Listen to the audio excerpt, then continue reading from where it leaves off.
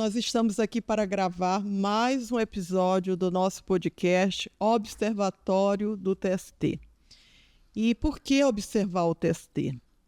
Então, a gente pensou esse podcast sob a perspectiva de 3 perguntas. O que observar? O Tribunal Superior do Trabalho. Por quê? Porque o Tribunal Superior do Trabalho tem essa missão institucional de entregar uma jurisdição de forma constitucional. E para quê? Para que o tribunal seja coerente até com o que apregoa na sua fachada de o Tribunal da Justiça Social. Então, hoje, o tema do nosso episódio, ele conversa muito com esse objetivo do nosso podcast, interessa muito a advocacia trabalhista e a todos os atores do cenário nacional do direito, porque nós vamos falar sobre a Suprema Corte contra os trabalhadores, como o STF está destruindo o direito do trabalho para proteger as grandes corporações. Sim, é o título do livro dos professores Cássio Casagrande e Rodrigo Carelli, que foi lançado há pouco tempo, que é um livro fantástico e que vem em bom momento em que a gente faz essa reflexão da interferência do Supremo Tribunal Federal até na competência da Justiça do Trabalho.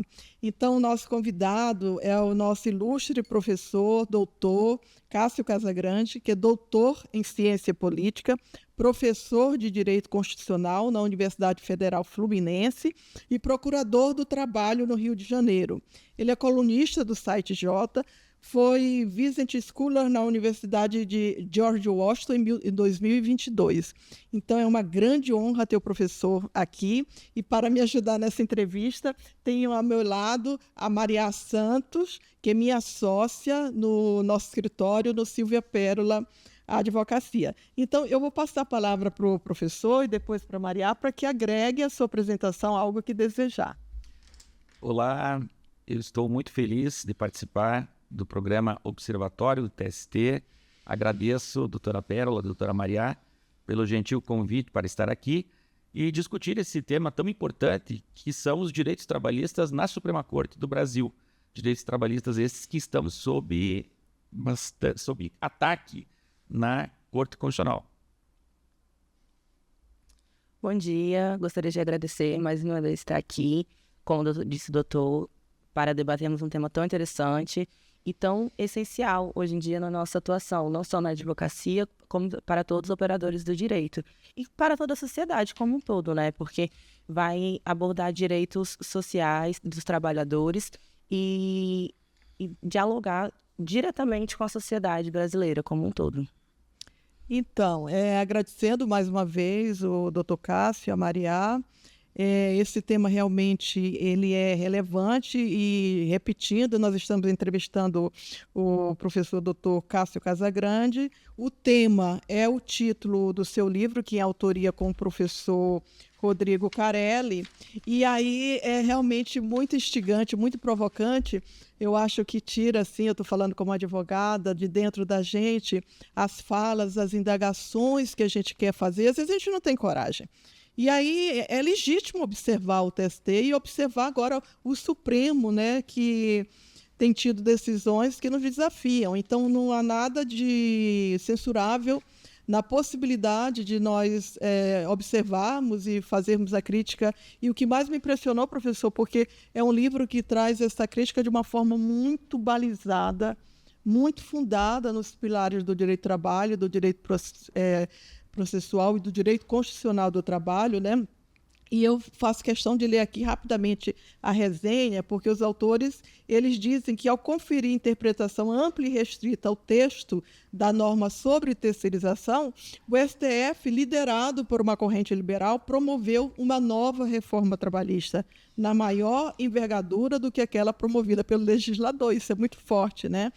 Então, eles destacam que, a pretexto de manter a autoridade dos julgados nas decisões constitucionais sobre terceirização, a maioria dos ministros da Corte tem validado todo e qualquer contrato de natureza civil assinado por trabalhadores com empresas contratantes.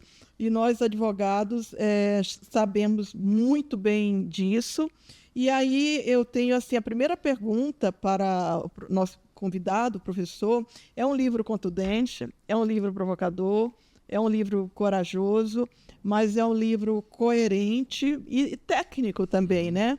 O que motivou Vossa Excelência e o professor Rodrigo a escrevê-lo? Qual foi o ponto de virada que sinalizou a Vossa Excelência que o STF estava, de fato, atuando contra os trabalhadores? Sim, como você disse, o livro tem um título deliberadamente provocativo, né? Ou seja, o objetivo dele é suscitar um debate, não apenas no meio jurídico, mas em toda a opinião pública.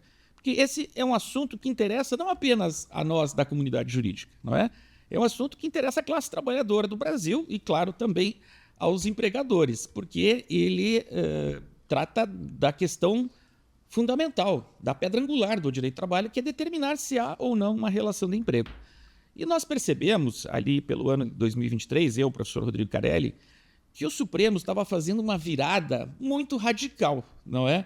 A partir daquela jurisprudência sobre terceirização, me refiro aos julgamentos do Supremo que consideraram constitucionais as leis sobre terceirização, não apenas a terceirização na reforma trabalhista, mas também o salão parceiro, o transportador autônomo de carga e outras hipóteses que a legislação vem permitindo, a terceirização.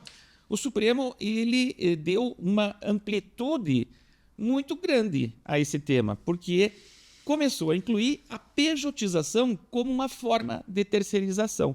E, no nosso entendimento, essa posição do STF está completamente errada, porque terceirização e pejotização são fenômenos completamente distintos. Basta dizer que na terceirização os trabalhadores têm os seus direitos sociais protegidos com carteira assinada, fundo de garantia, previdência social.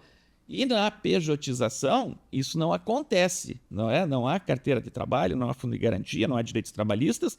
E embora possa haver um registro previdenciário, a proteção previdenciária é mais reduzida. Então, nós ficamos bastante alarmados quando vimos, não é, ali por meados de 2023, que o Supremo estava dando um passo muito maior do que o legislador. Por isso que digo, né, que é uma reforma trabalhista maior do que a do legislativo. E, mais importante, é um entendimento do STF que está juridicamente errado, juridicamente inconsistente. Então, desde 2023, é preciso dizer, eu e o professor Rodrigo, nós começamos a escrever artigos de imprensa. Esses artigos, eles não foram escritos para o livro, eles foram publicados no site J, em alguns outros sites jurídicos, e agora, no início do ano, nós decidimos reunir esses artigos para formar uma coletânea.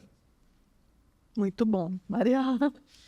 Bom, professor, no livro, um dos capítulos de autoria do senhor, o senhor afirma que a CLT está se tornando facultativa. E considerando que, conforme afirmado pelo senhor, o direito do trabalho é um regulador da concorrência leal, eu questiono, a CLT ela é mesmo opcional? Ou melhor, a CLT ainda é uma opção? Bom, nós sabemos que o que determina se o contrato entre uma empresa e um trabalhador será um contrato regido pela CLT é o artigo 3º da Constituição das Leis do Trabalho, não é? Que estabelece requisitos que, sabemos, determinam o estado de subordinação do empregado. Não é? Se há uma hierarquia, se há controle, se há continuidade, esse contrato deve ser regido pela CLT.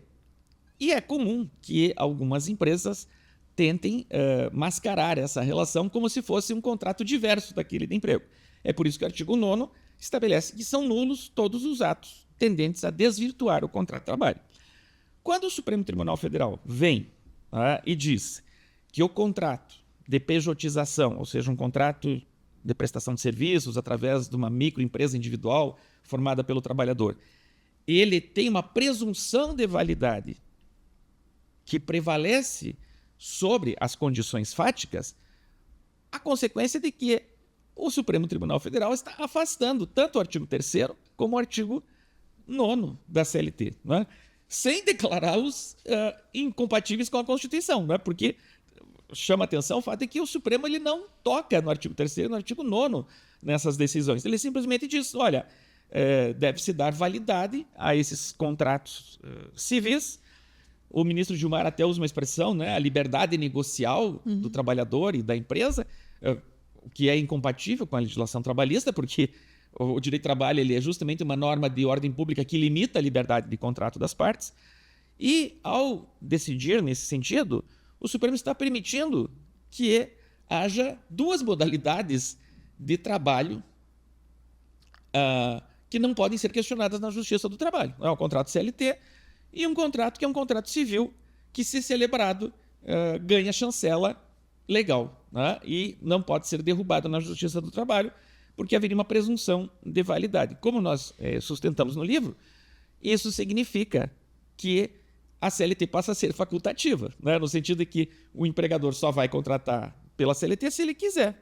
Porque se ele não quiser, ele chama o empregado e diz, olha, assina aqui esse papel, você será um prestador de serviço e isso não pode mais ser questionado na Justiça. Então vejam, qual é a consequência disso? Né? Eu pergunto, qual o empregador que vai querer contratar pela CLT se, por exemplo, o seu concorrente está contratando trabalhadores como MEI, como pessoa jurídica, como prestador de serviço, sem direitos trabalhistas. Né? É o que nós chamamos de corrida para o fundo do poço, porque quando uma empresa ela decide pejotizar os seus trabalhadores, não resta outra alternativa aos concorrentes senão fazer o mesmo. Sim. Não é? Então, isso vai levar a uma erosão do direito do trabalho, a uma corrida para o fundo do poço, em que as condições de trabalho são reduzidas. E veja, qual é a consequência disso? É a negativa do artigo 7º da Constituição, que estabelece os direitos sociais dos trabalhadores. Então, nós chegamos nessa situação paradoxal, que é de o próprio Supremo Tribunal Federal negar vigência à Constituição, ao artigo 7º da Constituição, ao pretexto de proteger o princípio da livre iniciativa, o que não faz sentido nenhum, porque na Constituição, não é, o princípio da livre iniciativa está ao lado do princípio do valor social do trabalho e da proteção da dignidade do trabalhador. Então, como nós sustentamos no nosso livro, essa é uma posição que não se justifica juridicamente. Ela é uma posição que só é compreensível a partir de uma ideologia majoritária, hoje que há no Supremo Tribunal Federal, liberal, no sentido de reformar as relações de trabalho no Brasil, mas de uma forma que, a meu ver, é antidemocrática, porque o Supremo ele não tem legitimidade para fazer uma reforma como essa. Não é? O legislador poderia até fazê-lo, poderia até fazer uma emenda à Constituição ou alterar a CLT, mas o Supremo Tribunal Federal ele não tem legitimidade democrática para fazer uma reforma trabalhista dessa amplitude. Excelente, professor. Inclusive, Vossa Excelência traz um dos fundamentos de procedência de reclamação, de conhecimento de recurso extraordinário pelo Supremo, que é o artigo 170 da Constituição Federal, que eu acho assim, um absurdo, porque disso não se trata do artigo 3º, se trata do artigo 9º, se trata do artigo 818, de legislação infraconstitucional, e Vossa Excelência lembra que esse artigo ele fala que a ordem econômica ela é fundada na valorização do trabalho, né? Então, isso é muito contraditório. Mas eu queria continuar aqui as perguntas que foram feitas a partir dos capítulos do livro, e todos os capítulos são absolutamente instigantes e excitantes no sentido inglês da palavra, por favor. E você tem vontade realmente de avançar na leitura, e tem um título de um capítulo que se chama Suprema Humilhação no Supremo, né? E com esse título, Vossa Excelência releva os mecanismos de freios e contrapesos inerentes à separação de poderes, destacando o que eu interpretei de uma certa promiscuidade nas relações entre poderes na gestão do governo passado, que foi um marco, porque foi escrito em 2020 esse artigo. E como é que o senhor considera que esse atravessamento de edifícios, essa palavra foi usada no artigo, ela pode afetar a missão institucional do Supremo? Nos preocupa muito a presença institucional no Supremo de representantes do patronato do grande empresariado nacional, não é? Porque nós sabemos que o Supremo Tribunal Federal ele é sujeito a pressões políticas, né? E, de alguma maneira, é legítimo que aqueles que têm interesses em causas que vão ser julgadas procurem influenciar o Supremo Tribunal Federal, mas de uma forma legítima. O que nós vimos nesse episódio que eu narro aconteceu durante o governo Bolsonaro, em que o presidente Bolsonaro saiu do Palácio do Planalto, né? Ele estava lá recebendo uma comitiva de empresários, representantes de vários setores econômicos. Ele ligou para o então presidente do Supremo, que era o ministro Dias Toffoli, e disse, olha, estou indo aí com um grupo de empresários. Né? Lembro disso. E estranhamente, o ministro Dias Toffoli não tinha essa agenda marcada, ele recebeu, né, sem qualquer reunião prévia, os empresários, né, e ainda disse na reunião: olha, eu vou passar meu telefone celular aqui para os empresários, quando quiserem falar com o presidente do Supremo, vocês podem me ligar. O que me parece absurdo sob várias camadas, né? A primeira é dessa interferência do executivo no poder judiciário. Não é normal, não é que o presidente da República, seja ele quem for, vá ao prédio do Supremo sem hora marcada e compareça para encaminhar reivindicações de um determinado grupo de interesse, né? E mais ainda, essa abertura do Supremo para o empresariado, né, de uma forma não institucional. E nós temos visto isso não apenas na gestão do ministro Dias Toffoli à frente do Supremo, mas também na gestão do ministro Barroso, tá, em que ministros do Supremo participam de encontros empresariais, de congressos, doutora Pérola, veja, até fora do país, organizados por entidades civis que, na verdade, são constituídas por empresas com interesses em causas no Supremo Tribunal Federal, de modo que, no meu sentir, há uma certa promiscuidade no relacionamento entre ministros do Supremo Tribunal Federal e representantes do poder econômico, tá? E, na minha percepção, isso influi nos julgamentos, tá? Eu já vi, por exemplo, o ministro Barroso, em sessão, dizer: olha, eu ouvi falar, né, um empresário amigo meu me disse que é muito difícil fazer negócios no Brasil porque a legislação trabalhista é complexa, etc. Bom, como é que essa informação chega ao ministro do Supremo Tribunal Federal? Não é? Onde que ele encontrou isso? O ministro Barroso, certa ocasião, estava dando uma palestra em Londres e disse que o Brasil tinha 98% das ações trabalhistas do mundo. Depois foi se investigar isso e era uma informação completamente falsa, que o ministro tirou de uma revista empresarial que ele ganhou num seminário de qual ele participou. Então, perceba, né, como esse contato do empresariado com o ministro do Supremo acaba levando informações, acaba influindo no julgamento. E eu não recordo dos ministros do Supremo se reunirem com sindicalistas, com líderes de trabalhadores, com a frequência que eles se reúnem com o patronato. Então, nesse livro nós também fazemos essa denúncia, né? Porque é muito ilusório ficarmos apenas falando de teorias jurídicas, de teses, quando, na verdade, não é só isso que influi o Poder Judiciário. Muito bom. E assim, rapidamente, a gente passar para o Maria, acho que está dentro da questão do princípio da imparcialidade, porque como é que ele vai se exercer se eu me contamino dessa forma, né? É muito interessante essa questão que foi abordada no livro. A gente também, eu que venho pesquisando esse tema há um tempo, já venho vendo esse aviso quanto ao lobby empresarial dentro do Supremo, né? Uhum. Então, que nem o senhor disse, os ministros do Supremo frequentemente se reúnem com grandes empresas, grandes empresários, e a gente não vê o mesmo do outro lado, né? Não vê representantes dos trabalhadores sendo ouvidos ou questionados, né, perante o Supremo Tribunal Federal. E, considerando isso, a gente até, dentro até trouxe aqui também o livro do Dr. Grijalbo, também, que também é grande investigador no tema.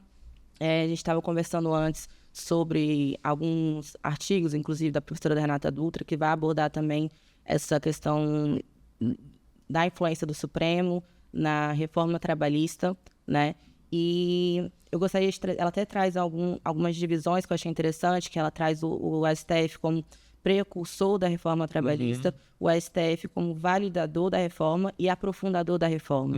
Então, considerando, e o senhor também traz essa visão, né, da forte influência do Supremo Tribunal Federal dentro da implementação da reforma trabalhista. Então, considerando a atuação proativa do STF na implementação, na consolidação e no aprofundamento das pilares da reforma trabalhista de 2017, eu questiono se estaríamos diante de uma segunda onda da reforma, de uma segunda reforma, ou, mais grave, seria o início de uma aniquilação definitiva da CLT. Você, doutora Maria, lembrou muito bem a participação do Supremo na reforma, né, conforme a professora Renata Dutra também mencionou, já antes da lei que 13.467. 13.467, né? Lembre-se que o precedente sobre terceirização estava no Supremo desde 2009 ou 2010. Tá? E ele, na verdade, é admitido, se eu não me falha a memória, em 2014. Tá? Porque, inicialmente, o ministro Fux tinha indeferido o recurso extraordinário, que tratava da terceirização, da constitucionalidade da terceirização, dizendo que a matéria não era constitucional. Depois houve um agravo regimental, que também foi indeferido, e somente nos embargos ao agravo regimental é que ele mudou de ideia. Não é? Por que houve essa mudança? Se ele mesmo havia dito que a matéria não era constitucional, ele acaba entendendo que a matéria é constitucional. Quando depois do impeachment da presidente Dilma, o presidente Temer, presidente Michel Temer, ele deu a seguinte declaração: é preciso fazer uma reforma trabalhista no Brasil. Se o Congresso não a fizer, o Supremo a fará. Ele disse isso, está registrado, qualquer um pode procurar aí no Google e vai encontrar essa declaração. Não é? Então, já havia um movimento muito forte para fazer essa reforma trabalhista. Não é? E, claro, há um contexto político por trás. Não é? O Brasil virou à direita, não é? A própria opinião pública ficou mais conservadora.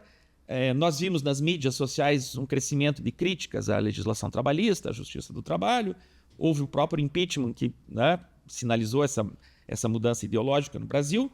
E o Congresso acabou fazendo a reforma trabalhista da forma que fez. Né? Sabemos que eram apenas 3 artigos que seriam mudados na CLT e acabou se alterando mais de 100 artigos e essa reforma profunda da terceirização. E, de fato, percebe-se que, mesmo antes da reforma trabalhista, o Supremo já tinha sinalizado essa prevalência dos contratos individuais sobre os contratos coletivos. Há aquele famoso caso do BESC, né? Cujo relator foi o ministro Barroso, que entendeu pela manutenção dos acordos individuais para a demissão voluntária no Banco do Estado de Santa Catarina, o que foi uma mudança muito grande em relação à jurisprudência do TST. E depois da reforma trabalhista, o Supremo não apenas a chancela, dizendo que essa reforma é constitucional. É bem verdade, vamos ser justos, que aqui e ali o Supremo fez alguns ajustes, né, na questão da gratuidade da justiça, etc. Mas, no grosso, né, o Supremo chancelou a reforma trabalhista e, num terceiro momento, ele ampliou essa reforma trabalhista. Porque, como eu disse no início, o legislador não discutiu a questão da pejotização na reforma trabalhista. Né? Nem se cogitou disso. E o Supremo vem e avança, né? E diz, olha, é possível toda e qualquer forma de terceirização, inclusive a pejotização. De modo que eu concordo absolutamente, doutora Maria, com essa avaliação. Né? O Supremo, ele é um personagem fundamental nessa transformação do marco legal das relações de trabalho no Brasil. E é um personagem fundamental em detrimento aos direitos sociais da classe trabalhadora e em favor dos interesses do empresariado. Excelente. O senhor até já entrou na próxima pergunta que eu vou fazer, mas é uma pergunta que meus alunos falaram, professora, pergunte sobre a pejotização, porque nós estamos assim muito assustados, né? Então, a pejotização e as decisões do Supremo a respeito é o tema atual da advocacia trabalhista. Sim. E me chamou a atenção no livro, porque em outubro de 2023, quando o senhor escreveu o artigo correspondente do livro, o senhor já pontificou, e pareceria um exagero, o STF liberou geral e a CLT se tornou facultativa. E naquela época era como se dissesse, calma, o Supremo não vai ter coragem de fazer isso. O senhor esperava, e eu insisto nesse tema, porque eu quero perguntar sobre o tema 1389, o senhor mesmo naquela época que tinha uma visão tão lúcida e profética e adiantada, esperava esse avanço a ponto de vir a lume um tema de repercussão, que é o 1389, que está tirando o sossego da advocacia? Sim, eu esperava. Não é? Quando eu percebi as primeiras decisões, ficou claro para mim, por isso que eu escrevi na época, ficou claro não só que o Supremo avançaria sobre os direitos trabalhistas a partir da pejotização, como também ficou claro para mim que ele atuaria de forma a reprimir a atuação da Justiça do Trabalho. Né? Vamos lembrar isso também. por esses processos de reclamação, o Supremo vem impedindo que a Justiça do Trabalho faça a devida distinção entre pejotização e terceirização, que são coisas diferentes. Não é? Eu até nesse artigo, né, fui profético, né, sendo aqui nada modesto, não apenas nesse aspecto, mas eu disse, o Supremo vai se transformar na maior vara do trabalho do Brasil. Porque o que os advogados das empresas vão fazer? Eles vão recorrer ao Supremo dizendo, olha, a Justiça do Trabalho está descumprindo a decisão do tema 725, porque está reconhecendo o vínculo entre pessoa jurídica e empresa. Né? Quando, na verdade, isso não está correto, porque a Justiça do Trabalho estava dizendo, olha, isso aqui não é terceirização, é pejotização. Sim, é uma coisa diferente. Né? Estão presentes os requisitos da relação de emprego. Houve a constatação fática pelos elementos de prova de que há uma relação de emprego. Então, eu já percebi que aconteceria esse movimento.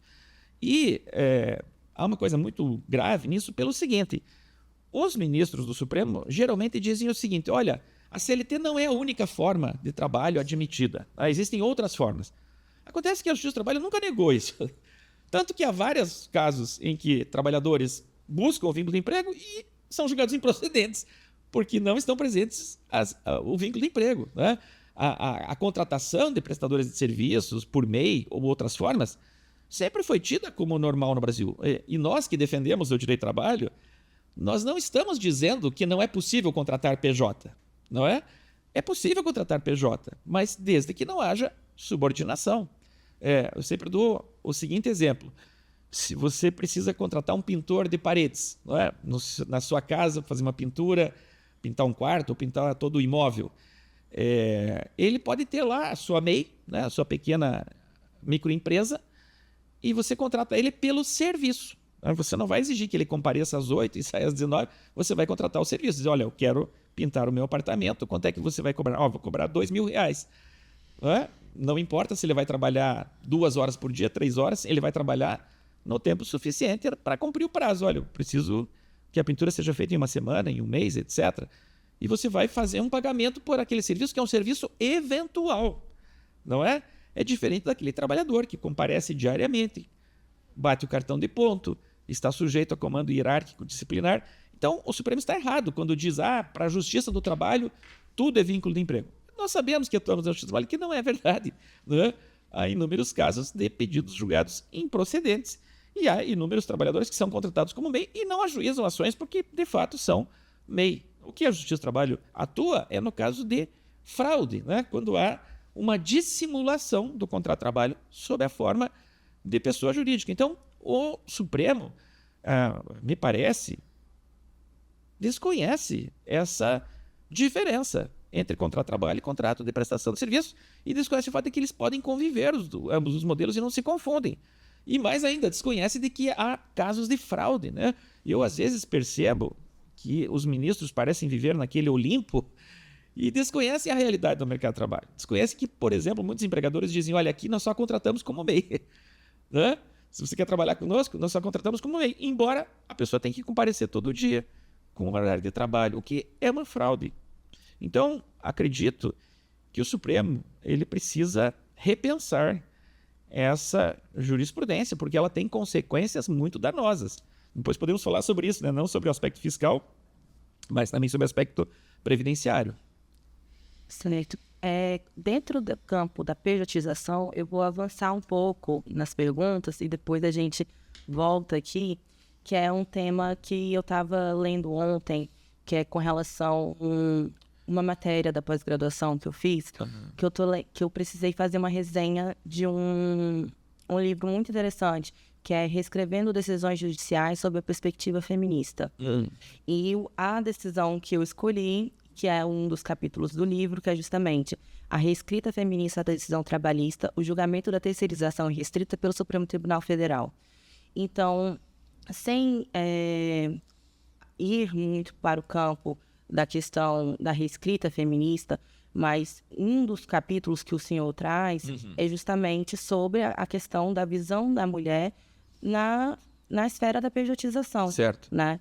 Então, meu questionamento, professor, é justamente isso. Como ficam os direitos sociais, principalmente relacionados à mulher, como, por exemplo, a mulher que engravida durante um contrato que ela é contratada como PJ. Como que fica essa situação? Na verdade, não fica. Muito boa pergunta. Pergunta excelente, né? Eu tenho chamado a atenção nas minhas palestras, nos meus escritos sobre isso, pelo seguinte. O direito do trabalho, ele sempre reconheceu, desde a sua origem, né, a condição peculiar da mulher trabalhadora. Né? Evidentemente, a mulher, por condições fisiológicas, biológicas e mesmo sociais, ela merece ser tratada de forma diferente pela legislação trabalhista do que o homem. Quando eu digo ser tratada de forma diferente, é no sentido de que ela é merecedora de uma especial proteção. Né? A mulher fica grávida e, obviamente, ela não pode exercer certos trabalhos que coloquem em risco a sua gestação. Quando a mulher está grávida, ela está numa condição peculiar, né, em que, por exemplo, precisa ir com mais frequência ao banheiro. Né? Isso deve ser assegurado a ela. Quando ela está prestes a ganhar o bebê, talvez ela precise de um afastamento, dependendo, né, das circunstâncias, e logo após o nascimento, ela precisa amamentar, ela precisa se recuperar do parto, que é sempre um trauma do ponto de vista físico. Por isso, a legislação sempre a protegeu, mas não só de determinados trabalhos que, como eu disse, podem ser excessivos, né, carregar determinada quantidade de peso, ou em condições insalubres, ou em ambientes em que ela pode ser objeto de assédio sexual, né? Portanto, a legislação também tem uma proteção contra o assédio sexual. Perceba que há toda um cuidado da legislação com a condição especial da mulher, assim como também há com a condição especial do adolescente trabalhador, ou do idoso trabalhador, ou da pessoa com deficiência. Então, o direito do trabalho, ele sempre foi muito cuidadoso com as pessoas que têm uma condição especial, né, para que essa condição especial seja protegida. Bom, o que acontece quando uma trabalhadora é contratada como PJ? Ela, a rigor, não é mais vista pela legislação na sua condição peculiar de trabalhadora. Por quê? O que é PJ? É uma pessoa jurídica, é uma empresa. Né? E empresa não tem gênero, não tem sexo, não tem condição especial, você é uma empresa. Né? Então perceba que se uma mulher trabalhadora é contratada como uma pessoa jurídica, ela deixa de ter toda essa proteção especial da legislação trabalhista. Eu até escrevi nesse artigo a que você aludiu, não existe assédio sexual contra a empresa. Não existe garantia de gestante para a empresa. E nós vemos isso no mercado de trabalho. Não é? Mesmo na escritórios de advocacia que contratam advogados como uma pessoa jurídica, eu vejo advogadas que têm filho e 2 semanas depois já estão trabalhando, porque não tem a proteção não só da licença gestante, mas também da estabilidade. Né? Ou advogadas que o escritório até dá lá 90 dias, quando elas retornam são demitidas, porque não tem a CLT protegendo. Ou em outros setores, né, da economia, não apenas em grandes escritórios de advocacia.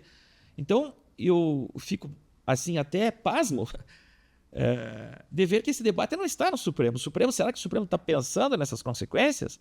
Eu vejo a ministra Carmen Lúcia sempre muito preocupada com as questões de gênero. Sim. E ela é uma das que tem sido mais radicais, né, nessas decisões sobre pejotização. Será que a ministra Carmen Lúcia não está preocupada com as consequências da pejotização com relação ao mercado de trabalho da mulher? Então, tudo isso é muito sério, muito grave. Né? Eu espero que o Supremo passe a refletir melhor sobre as consequências dessa jurisprudência deletéria para o mercado de trabalho da mulher. E só uma complementação, né, com relação a isso, que justamente nesse livro, nesse artigo, elas trazem justamente, são autoras da Universidade de Pernambuco, salvo engano, elas trazem justamente esses dados, que na questão da terceirização, vou me ater à terceirização, que são os dados que elas trazem, de acordo com o IBGE, a maior parte dos trabalhadores terceirizados são mulheres. Uhum. É um mercado predominantemente feminino. Uhum. Então, a maior parte da população que vai ser afetada são as mulheres, principalmente mulheres que já são marginalizadas, como as mulheres pretas, mulheres pobres. Então, são partes das sociedades que já sofrem com a discriminação, principalmente de gênero, entre outras, como questão social e tudo mais. Então, tem esse dado também, né? Que a maior parte dos trabalhadores terceirizados são mulheres. Então, é importante também a gente ter esse dado. Essa questão é particularmente cara para mim, porque eu investigo a questão da mulher, da violência contra a mulher, né?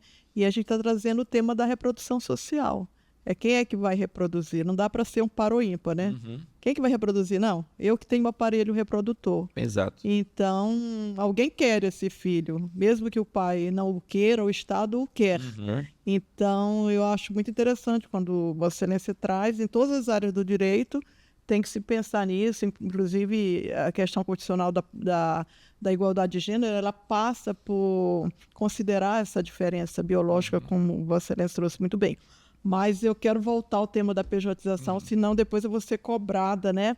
Em razão desse tema 1389, eu queria trazer algumas perguntas para Vossa Excelência. Qual é o problema do tema 1389? Será que é a competência ou é a questão da comprovação da fraude pelo trabalhador?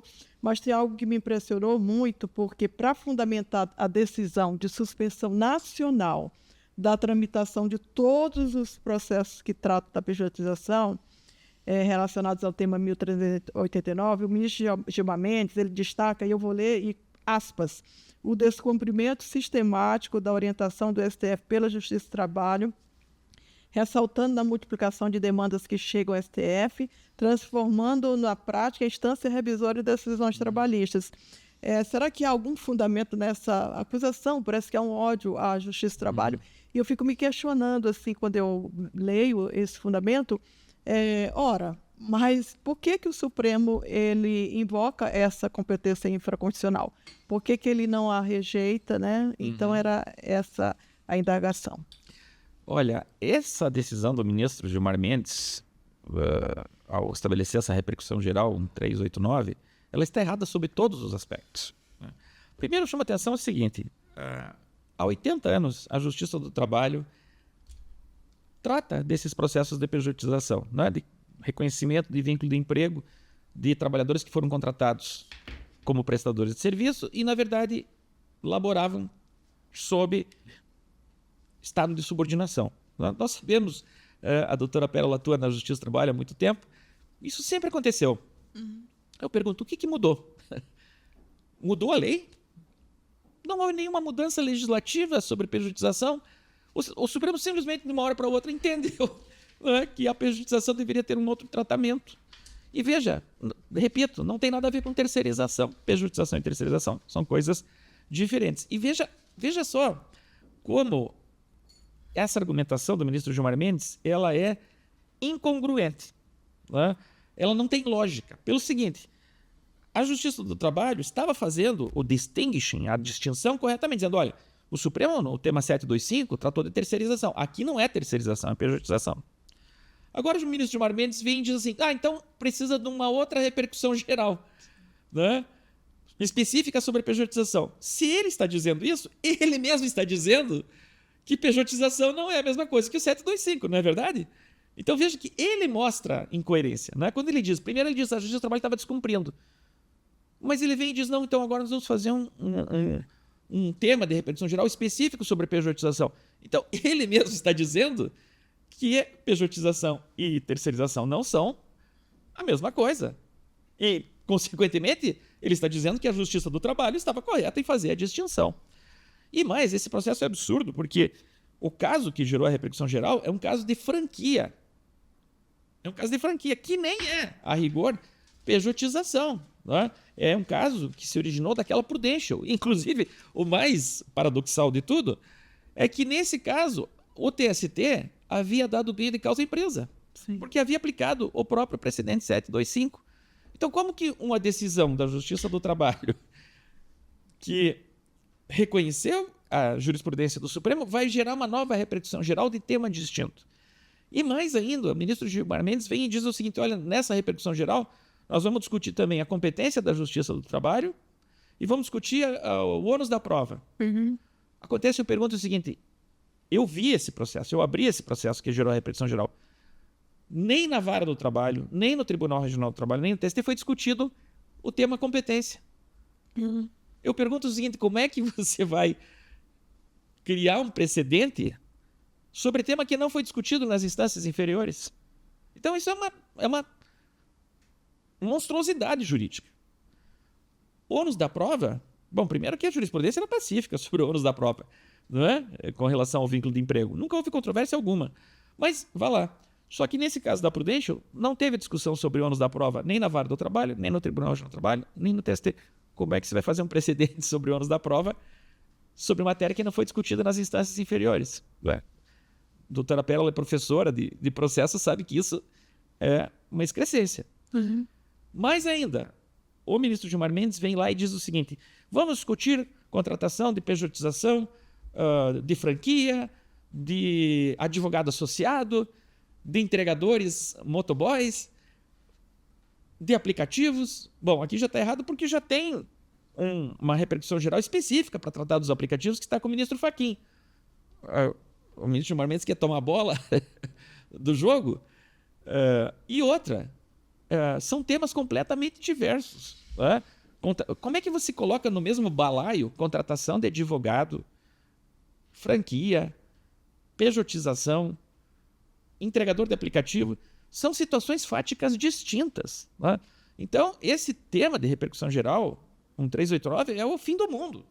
Não é? É uma monstruosidade jurídica, repito, e creio que a sociedade civil deve questionar isso. Não é? Que poder é esse do Supremo de legislar, de inobservar as próprias regras processuais?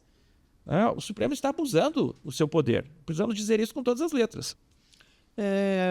Professor, realmente é um desassossego, né? E eu vejo a advocacia trabalhista muito prostrada. Eu sustentei o leading case da questão da responsabilidade subsidiária, ônus da prova. A gente lutou muito no TST para afastar essa tese absurda de que o ônus seria do reclamante, terceirizado, uma relação triangular. Foi um sofrimento tremendo. Conseguimos. Aí parece que é um desassossego mesmo. Veio o tema 1118, que é muito desafiador do ponto de vista até do direito comparado, que uma corte constitucional tenha como tema de repercussão uma matéria infraconstitucional. Artigo 818, 373 do CPC. Então, era essa observação. E ontem, e só para finalizar, Maria, na live de ontem, que a gente falava sobre recurso de revista, uma aluna do interior de São Paulo, ela falava: professor, eu tinha aqui os processos de responsabilidade subsidiária dos terceirizados e tal, contra a prefeitura, e não está adiantando nada, porque o Supremo está mudando tudo, e eu tenho que falar para os... O que eu falo para os trabalhadores? Olha, vocês sejam caloteados porque não tem amparo no judiciário. É muito triste. Bom, eu gostaria de voltar agora para as consequências. Então, até citando aqui o tema 1118, né, que nem a professora Pérola citou, historicamente, o Supremo ele demonstra uma aparente preocupação com o fisco, né, digamos assim. Então, a título de exemplo, eu gostaria de citar o tema 1118, que justamente além da discussão contra a infraconstitucionalidade do debate, apesar dessa discussão, né, ele entendeu ser ônus do empregado comprovar combina já vigilando em casos de inadimplemento das verbas trabalhistas pelas empresas terceirizadas. Ok. Então, ao meu ver, isso favorece a administração pública. Não seria um comportamento aparentemente contraditório quando a gente coloca os julgamentos do tema como a questão da pejotização, que a médio e longo prazo vai acarretar, pode vir a acarretar um grande prejuízo para o fisco brasileiro? Sem dúvida, Maria. Essa é uma das preocupações centrais no nosso livro, não é? Ou seja, as consequências dessa decisão do Supremo relativa à pejotização. Nós estamos bastante preocupados pelo fato de que o STF, a meu ver, está ignorando um preceito das normas de introdução ao direito brasileiro, que diz o seguinte: quando o julgador aplicar princípios subjetivos, e o Supremo está fazendo isso quando invoca o princípio da livre iniciativa, ele deverá justificar as consequências da decisão. Qual é a consequência da liberação da contratação de trabalhadores de forma ampla e restrita como pessoa jurídica? Um tratamento previdenciário diferente, né? Vamos lembrar o seguinte: quando o empregador contrata pela CLT, ele tem que fazer um recolhimento previdenciário do empregador de até 20%. E o empregado vai recolher também em cotas, né, de 8%, 9%, 10%, dependendo ali da faixa salarial. Na contratação de trabalhador pejotizado, o contratante, a empresa, recolhe 0 de previdência. Não há recolhimento previdenciário. E, pior ainda, o único recolhimento previdenciário é feito pelo próprio trabalhador pejotizado, que deve recolher como se fosse um trabalhador autônomo. Não é? Só que, veja, não há aquele recolhimento na fonte, né, que acontece na folha de salários. Então, muito frequentemente, trabalhadores pejotizados de baixa remuneração, eles não recolhem previdência. Ontem mesmo saiu na Folha de São Paulo uma matéria demonstrando que há um rombo previdenciário devido ao não recolhimento de contribuições por parte daqueles que estão inscritos como MEI. Né? Então, veja, há 2 consequências previdenciárias. A redução drástica do valor de contribuição a ser recolhido e o não recolhimento por uma grande parcela de trabalhadores. Né? Há estudos também da Fundação Getúlio Vargas que mostram que isso pode gerar um rombo previdenciário de até 90 bilhões de reais no prazo de 10 anos. Esse último escândalo aí do INSS foram 6 bilhões. Né? Isso não é nada perto do que a pejotização pode resultar como prejuízo de 90 bilhões. Né? Então, causa espanto, causa espécie que o Supremo não esteja pensando sobre isso. Não é? Outra questão é também as contribuições fiscais, não é? Porque, da mesma forma, quando o trabalhador é contratado pela CLT, o imposto de renda é retido na fonte pelo empregador, que também faz um recolhimento fiscal, tá? O que não acontece na contratação de pejotização. Aliás, eu sempre até ouço assim, esse argumento, né? Tem trabalhador que prefere ser contratado como PJ, né? Ele não quer a carteira. De fato, isso acontece. Por quê? Porque o trabalhador está preocupado com o dia de hoje, né? Com o dia de amanhã. Ele quer o dinheiro no momento ali que ele precisa. Então, se o empregador diz, olha, a carteira eu vou ter que pagar 5 mil, mas como PJ eu vou ter que pagar 5.800, ele vai preferir ser contratado como PJ. Só que é uma ilusão, né? Porque depois de 2, 3 anos ele vai sair, não tem o fundo de garantia, não tem o seguro-desemprego e muitas vezes, dependendo da forma como ele for contratado, ele não recolheu a contribuição previdenciária, não vai ter aposentadoria, né? Ou se ele sofreu um acidente de trabalho, não vai ter os mesmos benefícios. Então, essa ideia, né, que se vende para o trabalhador, e nisso há muito também um discurso em redes sociais de que é ruim ser CLT, né, é, na verdade, um discurso ideológico, porque o trabalhador CLT, embora, claro, o dinheiro que ele recebe imediatamente pode ser menor, mas a longo prazo ele tem ganhos, né? Porque ele tem o 13º, ele tem o fundo de garantia, ele vai ter o seguro-desemprego, ele vai ter todos os benefícios previdenciários, de modo que é necessário uma reflexão mais profunda sobre essas consequências. Muito bom. Pode fazer a próxima, tá? Depois eu vou caminhar aqui para o fim. Certo. Inclusive, com relação a isso que o senhor falou, eu até acho que, bem, o livro dos senhores é muito importante nesse quesito quanto à informação, não só para os operadores do direito, mas para a sociedade como um todo. Porque, que nem o senhor falou, nas redes sociais, o senso comum, o trabalhador, principalmente os que mais precisam da proteção social do direito do trabalho, são os que, a grande maioria, estão comprando a ideia de empreendedor. Exato. Né? Então, eles ainda não chegou para a sociedade brasileira que ele não é um empreendedor, de fato. Exato. Que essa figura não existe, que a figura da subordinação, que todos os elementos caracterizadores do vínculo de emprego vão permanecer. Entretanto, os direitos protetivos ou a proteção estatal não vai ter mais, mas as obrigações vão permanecer. Então, é muito importante também que chegue à sociedade, principalmente aos trabalhadores, essa verdade, né? Que ainda não chegou. E até foi um questionamento que eu fiz, como que foi vendido, digamos assim, como que eles conseguiram vender essa ideia positiva da pejotização, né, para a grande maioria. Então, aí até avança aqui na pergunta, que é justamente isso, que considerando que o trabalho remunerado e a proteção social da classe trabalhadora são os instrumentos mais eficazes de distribuição de renda em sociedades desiguais, conforme o senhor coloca no livro, justamente retorno, que se não seria novamente uma contradição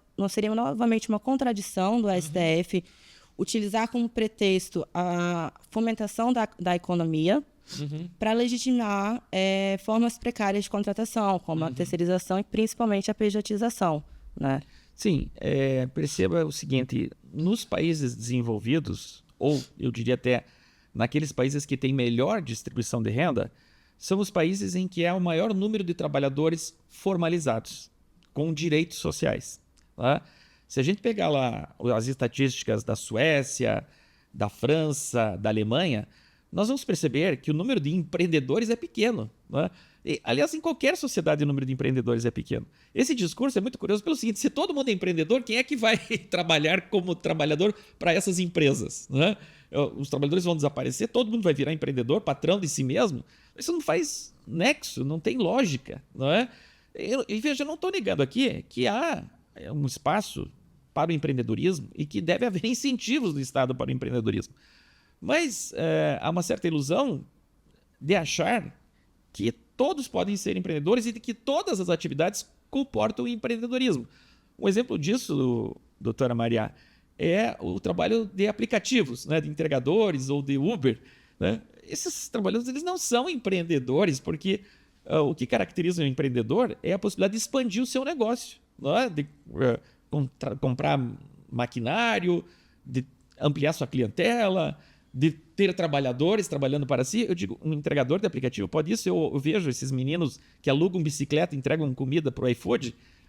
Eles são empreendedores. Eles não estão empreendendo nada, eles são força de trabalho. Aliás, veja, o próprio CEO do iFood, ele deu uma declaração, tempo atrás, disse assim, não, nós reconhecemos que eles são trabalhadores.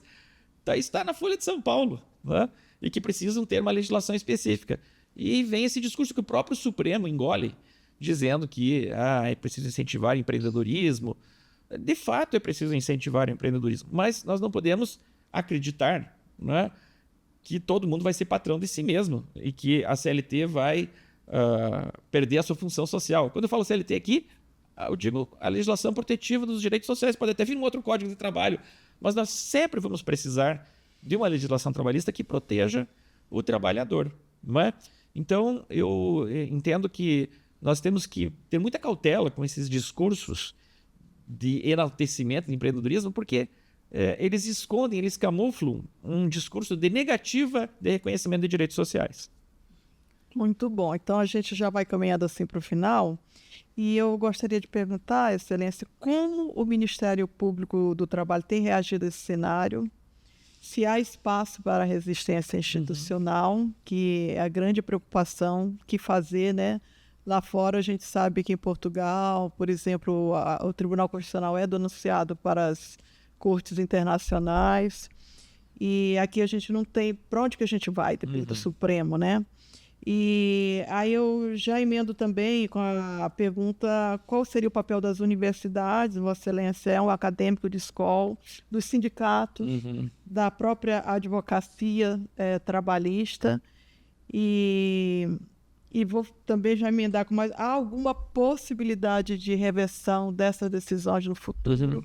Ou o Supremo, de repente, ao apreciar o tema 1389, vai ter visto esse nosso podcast, vai se sensibilizar? Bom, são várias perguntas, né? Começando pela primeira, no Ministério Público do Trabalho, nós estamos muito preocupados, porque nós investigamos essas fraudes, né, na contratação de trabalhadores, né? Desde os anos 90, quando houve aquela onda de cooperativas de trabalho, né, que dissimulavam também contratos de trabalho, nós tivemos uma atuação forte e nós continuamos atuando, só que agora vejam, todos esses processos estão paralisados pela decisão do ministro Gilmar Mendes. Então, a decisão do ministro Gilmar Mendes, ela afeta não apenas os advogados trabalhistas que têm as suas ações individuais, mas também todo o trabalho do Ministério Público, todas as ações do Ministério Público estão paralisadas. Então, nós estamos, de fato, muito preocupados. Institucionalmente, dentro do Ministério Público, nós criamos um grupo de trabalho para tentar sensibilizar o Supremo Tribunal Federal. Eu até participo desse grupo de trabalho, estamos criando estratégias para tentar mostrar ao Supremo Tribunal Federal as consequências dessa decisão. Por exemplo, estamos chamando a Advocacia Geral da União para fazer um estudo sobre o impacto fiscal dessas medidas, como acabei de falar para a doutora Mariá. Com relação a perspectivas, não é? Será que o Supremo... Eu vou começar por essa pergunta para chegar ali nos sindicatos, nos trabalhadores, nos advogados. Eu acho que o Supremo, né, pelo menos nas últimas semanas, eu senti que houve uma certa inflexão, né? Algumas decisões da Justiça do Trabalho, agora, recentemente, foram mantidas no Supremo. Então, o que eu percebo é que ainda há muita instabilidade, né? Dependendo das turmas. Nós sabemos que esse posicionamento não é unânime, porque o ministro Fachin e o ministro Flávio Dino, em geral, têm mantido as decisões da Justiça do Trabalho, que reconhecem fraude. Aqui e ali, alguns ministros têm também seguido esse caminho, o ministro Zanin, em um outro caso, o ministro Cássio em outros. Então, ainda, né, isso não está muito claro. Um outro fator que nós consideramos também é que em setembro agora a presidência do Supremo passa para o ministro Fachin, né? E eu acho que o ministro Fachin ele tem uma sensibilidade social maior para lidar com esse tema. Então temos aí um restinho de esperança, né? Quem sabe com a mudança da presidência no Supremo haja uma nova reflexão sobre o tema. Mas, por hora, o prognóstico não é bom, né? O que podemos fazer como sociedade? Como você disse, é importante que o tema seja debatido academicamente, né? E por isso até, por vezes, os meus pronunciamentos podem parecer muito incisivos e provocativos, mas eu acho que o papel da universidade é esse, né? Na universidade, nós não podemos ter medo de criticar o Supremo Tribunal Federal. E, aliás, eu vejo isso, né? Eu vejo juízes. Outro dia, um juiz do trabalho no Rio de Janeiro me disse o seguinte: olha, meus colegas estão com medo, porque o Supremo, o CNJ acionou uma desembargadora do Rio Grande do Sul porque teria supostamente inobservado a determinação do ministro Gilmar Mendes.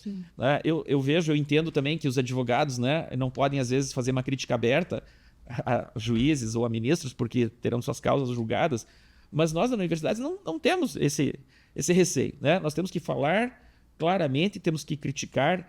Eu sempre digo que aqui no Brasil nós temos uma deferência excessiva, não só ao Poder Judiciário, mas especialmente ao Supremo Tribunal Federal. Né? Temos que lembrar o seguinte: o Supremo Tribunal Federal, como qualquer corte constitucional no mundo, erra. E a história mostra isso, né? Que decisões são revistas com o tempo. Veja, o próprio julgamento que o Supremo fez sobre as contribuições sindicais, né, que foi, num primeiro momento, de uma radicalidade, dizendo que não podia haver nenhuma contribuição sindical. Depois o Supremo voltou ao tema e deu uma temperada e admitiu que as assembleias sindicais possam estabelecer contribuições assistenciais. Então, eu acredito que vai acontecer isso também no tema da pejotização, né? O Supremo ele vai ter que dar um passo atrás, porque senão é o fim da CLT, é a hecatombe previdenciária. Mas, para isso, o Supremo ele precisa ser pressionado. Né? Quando eu falo pressionado no bom sentido. Assim como os empresários levam lá suas demandas ao Supremo, os sindicatos precisam se mobilizar, as centrais sindicais precisam se mobilizar, os trabalhadores ainda não perceberam as consequências terríveis que podem advir dessa decisão. Então, me parece que, espero, nesse segundo semestre, haja uma maior mobilização em torno do tema, para que os ministros do Supremo percebam a gravidade das consequências daquilo que eles estão decidindo. Muito bom. Antes de passar para a Mariá, a gente já está caminhando para o final mesmo, para honrar o tempo precioso que Vossa Excelência nos concedeu. Vossa Excelência traz essa palavra, a palavra é medo mesmo. Eu acho que o que a gente tem sentido, principalmente a advocacia, é medo, porque nós somos advertidos na tribuna, censurados, e o que eu percebo no Tribunal Superior do Trabalho, especificamente, é que quando há um tema, uma possibilidade de tema, as decisões elas já se ajustam àquele tema sem nem ele ter sido apreciado e, às vezes, superando pressupostos de admissibilidade para que se adapte ao tema, né? Então, nesse sentido, eu vou passar para a Maria, né, para a última pergunta, que eu acho que pode vir daí uma mensagem de encorajamento, para depois a gente encerrar. Bom, é um tema muito amplo, muito... que o debate também, as consequências, se a gente for aprofundar não só no tema, como também no livro, né?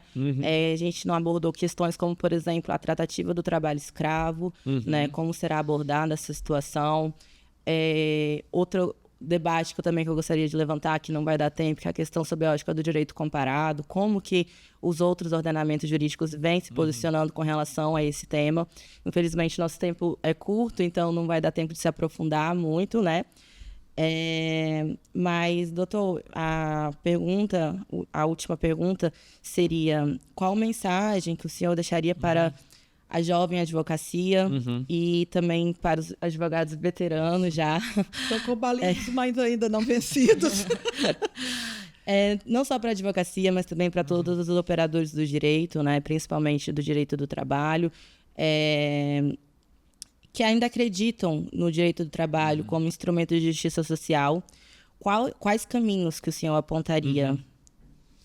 A pergunta é ótima. Se me permite, né, eu vou tentar responder, mas eu gostaria de dar mais uma palavra sobre o que a doutora Pérola disse, né, de que os advogados estão com medo e que os juízes de primeiro grau estão com medo.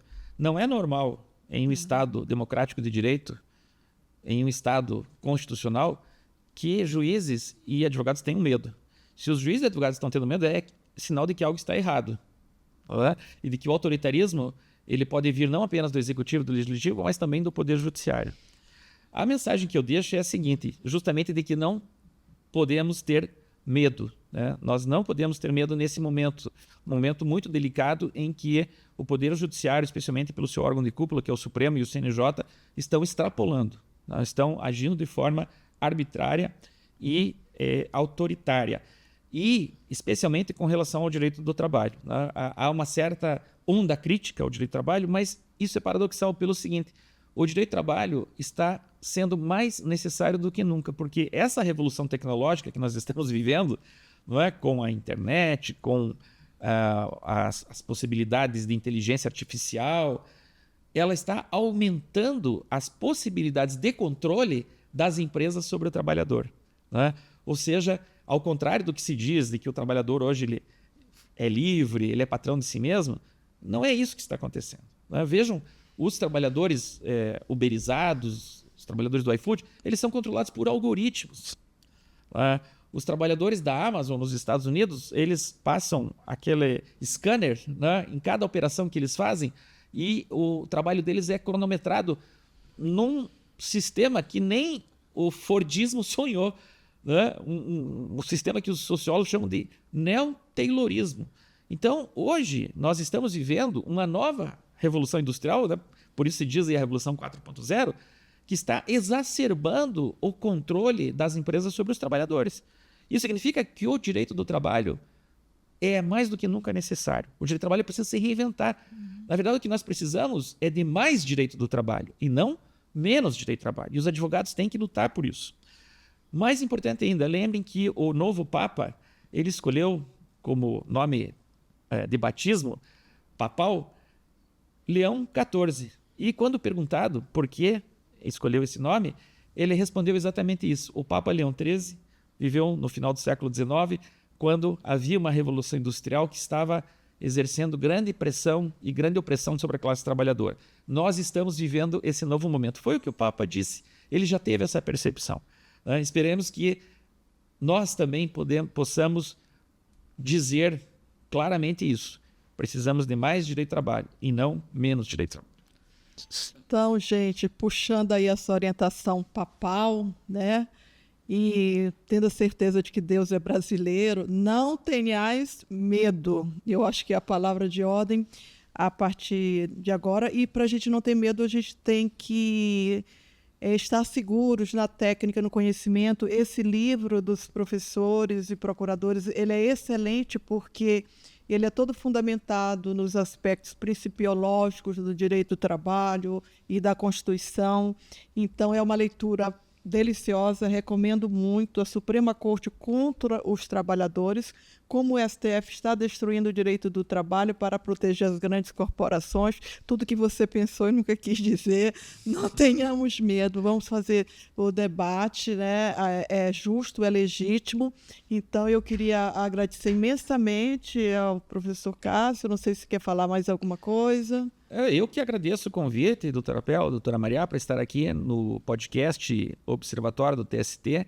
Foi um prazer conversar com vocês. Eu ficaria aqui mais tempo, né, se fosse possível, porque o tema é um tema que me sensibiliza muito. Eu sempre digo, os meus pais eram da classe trabalhadora e eu só pude ter bons estudos e chegar ao doutorado e me tornar professor porque eles eram trabalhadores com carteira assinada, né, que tinham direitos garantidos e tiveram condições de dar uma boa educação aos seus filhos. Então, temos que pensar isso também, né? Garantir direitos sociais para a classe trabalhadora é importante para o progresso da nação. Excelente, excelente. Maria, suas palavras finais. Agradecer novamente a oportunidade de estar aqui tendo esse debate, né? E pegando o gancho do que o senhor disse, justamente com relação ao retrocesso, né, ao século XIX, estar aqui conversando justamente com a grande expectativa de que não voltemos ao século XIX sobre o falso pretexto da modernização das relações de trabalho, né? Então, com essa vontade, espero que a gente consiga superar todos esses empecilhos que vêm sendo postos. Muito bom. Então, gente, lógico que a gente vai fazer uma segunda parte desse tema, né? Convidando o professor Rodrigo Carelli, o professor Cássio, se puder integrar também essa mesa, vai ser uma grande honra. E a gente está gravando esse podcast hoje no dia 2 de julho, né? E o recesso aí para os advogados, um pouco de descanso. Então, que nós estejamos, que a gente descanse, né? Meus alunos, todos os colegas, todos que nos assistem, e que depois a gente faça essas reflexões de forma fundamentada, mas com muita coragem. Muito obrigada.